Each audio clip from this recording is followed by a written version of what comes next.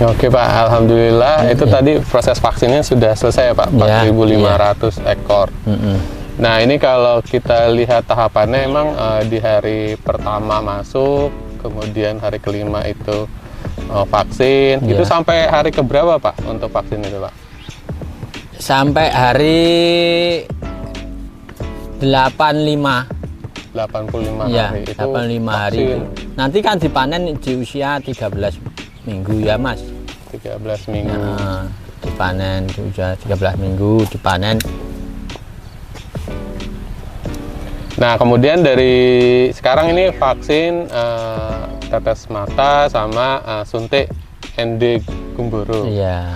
Nah kemudian nanti vaksin lagi itu melalui apa Pak? Vaksin lagi di usia antara 10 sampai 12 hari itu Gumboro.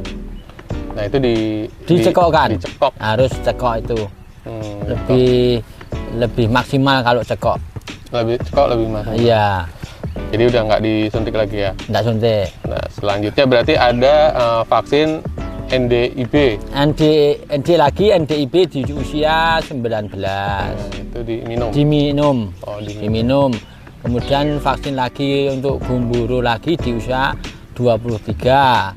Itu minum. Itu diminum juga. Minum. Kalau mau dicekokkan lebih bagus. Itu nantinya tergantung pelaksana semua.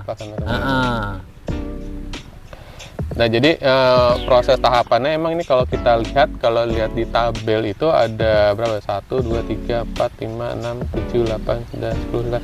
Ada 13. Ada 13 ini teman-teman, ada 13 vaksin. Nah di antaranya lebih banyak diminumkan atau dicekokkan. Gitu ya Pak? Ya. Pak itu gimana Pak? Itu kan ayam ini hampir setiap minggu itu divaksin atau disuntik itu stres nggak Pak ayamnya Pak? Ya kalau kita lihat kondisi ayam ya stres, cuman kan ada berbagai macam vitamin yang sudah disiapkan sama yang punya kandang, yang anak-anak kandang gitu. Supaya tidak stres tadi. Ya. Nah ini kalau selain vaksin yang diberikan ini, kalau kondisi alam yang kayak gini Pak, ada kadang mendung, kadang panas, kadang malam itu dingin banget, siang panas banget, itu gimana Pak itu? Vitamin tadi atau ada trik-trik lain Pak? Ya kita triknya yang jelas vitamin harus cukup, elektrolit harus cukup, kemudian kita main ke tirai. Tirai kalau keadaannya memang di dalam ruangan itu panas, kita buka supaya udara itu suhunya terjaga. Karena kandang ini kandang open, bukan kandang close. Beda itu. Beda. Kemudian ini Pak, itu kalau tahapan vaksin yang ada di 13 vaksin ini, itu sampai kelewat itu dampaknya apa Pak? Dampaknya nanti si ayam kadang akan muncul ya kemungkinan ya sakit itu tadi. Sakit? Iya sakit. Sakitnya ya ada mungkin apa ya? Ya kalau munculnya itu di usia segini kebanyakan belum muncul. Nanti munculnya itu nanti ya, nanti di usia mau produksi. Pas saat mau ayam mendelur di usia 14 minggu Pak? Ya. Bertelur itu usia 18 sudah mulai bertelur. Sampai 19 minggu ya Pak? Ya. Sudah mulai bertelur. Oke Pak. Kemudian penanggulangan penyakit apa Pak yang saat ini lagi ramai Pak ini di kalangan unggas ayam ini Pak? Ya kalau melihat cuaca ya kemungkinan ya ini harus ke flu burungnya. Flu burung, kemudian sama gabungan sama ND. Iya. Jadi ada penambahan itu untuk mencegah gitu. Makanya nanti di usia setelah ayam produksi itu AI atau yang ND harus diulang. Harus diulang. Walaupun nanti lewat air minum itu yang live itu harus tiap 2 bulan sekali.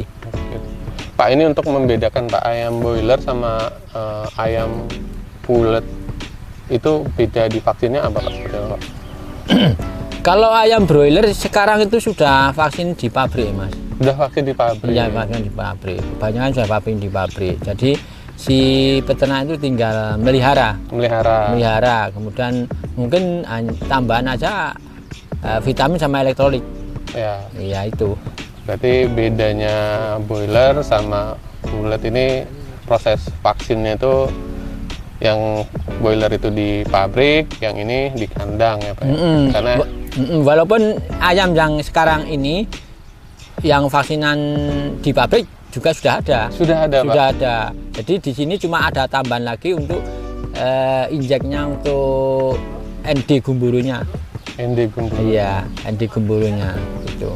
Wah, jadi gitu teman-teman. Jadi proses vaksin ini macam-macam ya modelnya. Ada yang sudah dari pabriknya atau kita juga melakukan vaksin sendiri.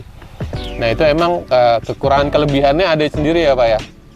Untuk melakukan vaksin yang kita ngambil dari pabrik atau kita lakukan vaksin sendiri, menurut Bapak gimana Pak? Ya jadi kalau yang sudah pabrikan otomatis karena memang sudah teknologi ya. Ya insya Allah ya bagus. Walaupun di sini sistem manual. Ya insya Allah semua tujuannya bagus. Cuman untuk stresnya itu memang lebih cenderung stres di manual. Gitu. Tapi kalau dari segi harga Pak, ini kalau misalnya perbandingannya? Iya lebih mahal di pabrikan. Karena teknologi itu yang membuat harga menjadi mahal. Ya betul. Jadi di pabrik itu lebih mahal teman-teman, tapi secara perlakuan ke ayamnya dia tidak terlalu sering divaksin. Nah kalau yang manual ini dia divaksin hampir periode per 2 minggu. Tapi enaknya manual ini itu kita bisa sekalian ngecek ya, mengkontrol keadaan ayam dari satu persatu. Jadi kita tahu nih kondisi ayam itu seperti apa dengan manual gitu ya Pak? Ya. Gitu. Jadi kelebihan dan kekurangan kemungkinan kalau manual dan harganya juga bisa lebih efisien. Jadi lebih murah gitu teman-teman. Gitu ya Pak ya? Ya. Oke Pak, kedepannya ini kalau menurut Bapak perkembangan pulet di daerah Jogja ataupun di Jateng itu seperti apa Pak? Ya saya rasa kalau dengan perkembangan ini insya Allah ya cukup menjanjikan ya, cukup menjanjikan. Walaupun nanti akan persaingan dengan pabrik, persaingan dengan pemulet-pemulet yang lain, makanya kita membuat bulat ini harus benar-benar yang maksimal dibikin yang sebagus mungkin. Nah gitu teman-teman untuk diskusi kita dengan vaksinator. Pak, sekali lagi terima kasih Pak untuk pembelajaran kita, bertanya-tanya kepada Bapak. Dan nanti kita ketemu lagi di episode vaksin berikutnya ya Pak. Ya. Ya, terima kasih Pak. Ya. Dadah dulu Pak, salam untuk expert farmer. Nah, terima kasih.